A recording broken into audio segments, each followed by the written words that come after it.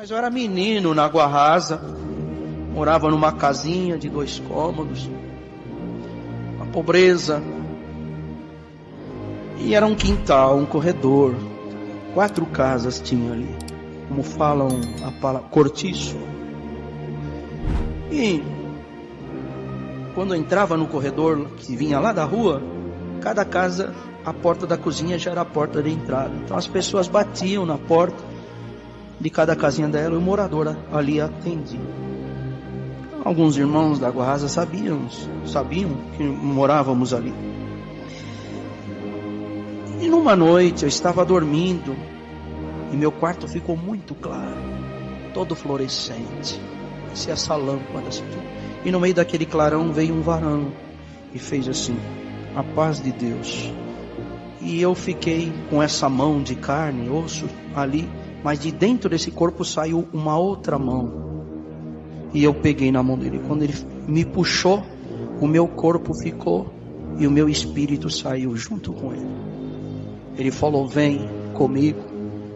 Passei pelo forro, pelo telhado, porque o espírito, irmãos, guarda bem isso, não tem matéria que pode segurar o espírito. O espírito, ele passa a parede, ele passa telhado. Não é que eu tinha asa para voar. E começamos a subir. E quando fomos, uma altura alta, muito alta mesmo, paramos e aterrissamos em cima de uma laje de um prédio. E a hora que nós paramos ali, falou: para, escuta e veja. O meu olhar passava as lajes. É o olhar da carne, o olhar do espírito, do corpo espiritual que acompanhava aquele outro corpo espiritual que era um anjo do Senhor.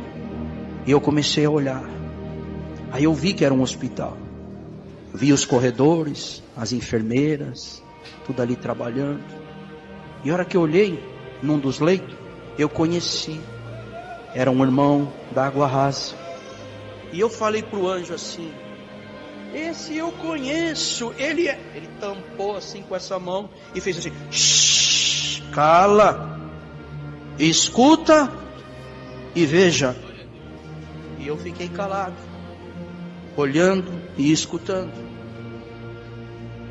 De repente, lá de baixo começou a fazer um movimento circular muito escuro e foi subindo como uma espiral. E quando foi chegando perto dos andares que já aproximavam onde ele estava, eu pensei na hora que fosse uma água suja.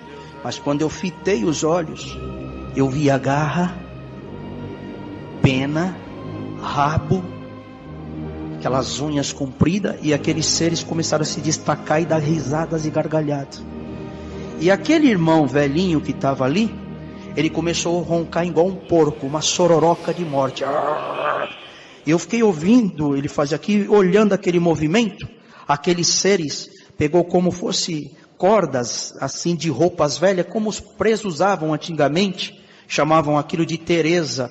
Era uma corda de lençóis, de roupas velhas, que eles usavam para fuga, para fugir. E começou a enlaçar em volta do leito dele.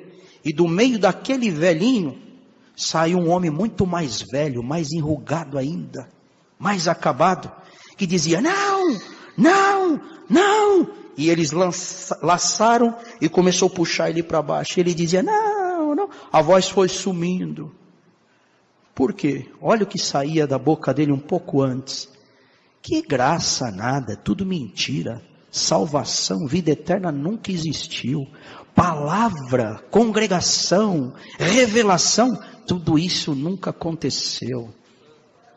Blasfemava. E ele foi puxado para baixo. E a voz sumiu.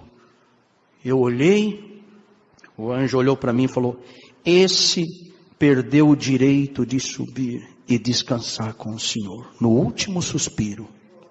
Então guarda bem, viu? A fidelidade com Deus não é hoje e amanhã não. Ser crente hoje, daqui a pouco abandonar.